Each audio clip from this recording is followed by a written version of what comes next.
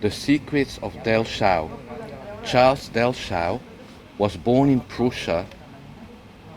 He was a Gemini in 1823. He emigrated to Texas and then later he went to California. This book about this very enigmatic man, he was Prussian, is about his findings in the Sonora Aero Club and the airships they built in the 19th century. In 1857, that is exactly now 162 years ago, which is one Neptune cycle, by the way. These people in California had a sort of a secret society in which they were building airships 50 years or more before the Wright brothers even took flight.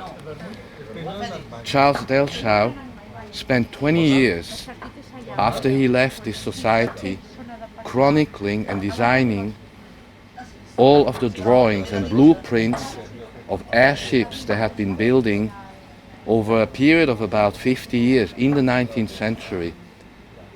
And when going through the 300 pages and all of his famous designs, we see a story of a society that was probably in contact with a higher intelligence, and they were actually building the equivalent of crafts with a secret liquid, some gas liquid. We know very little about the exact technical details. What happened was that the society hid everything, and just like Roswell or other such incidents 160 years ago, imagine, they already had technologies to fly crafts. And they were hiding all of this progress, both from the Americans and the Europeans.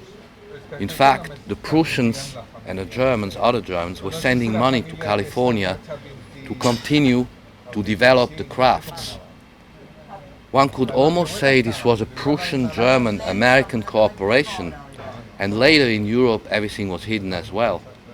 It's only because somebody found all of the drawings, sensational drawings, that Charls Dellschau painted in books, thousands of plates and pages in color and in drawings black and white, of what they were actually doing. This would all have been lost. We would never have known that they were doing this 160 years ago if it wasn't for one guy finding Dellschau's entire estate and the drawings he did over a 20-year period. He died at age 93 in 1923, having spent the last 20 years of his life in a little attic in Texas, drawing everything he remembered. And guess what? He was putting, from the period of time, clippings of the newspapers into his collections. So we're asking now, where are these newspapers? Where are the traces? Everything's gone. Only this has survived to tell us that 160 years ago there was a society in California preparing spacecrafts. This is a bracket within all of the books that I will discuss with you. I have many books as footnotes to my own book, Nordic Asset, that we want to look at in the context of new technologies, new energies, and a whole finding of the cooperation between what had to be extraterrestrial and these people on the ground in California. This is a fascinating and true story. In his drawings we can see what he was designing. On the face of it, it looks like hot air balloons, but it's not. Those are crafts that could actually fly. He describes the first flight they had in 1857. Again, 160 years ago.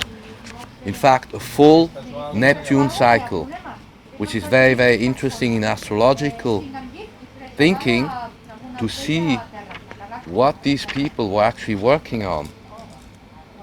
And again, the notion that everything had to be hidden. Why is it that everything that points to the future of mankind taking flight has to be hidden from people? That's fascinating. We discussed this already once when I said apparently we're not supposed to know about time travel or about other technologies and forms of energies to travel with what was anti-gravity. He describes anti-gravity in 1857. Quite amazing story.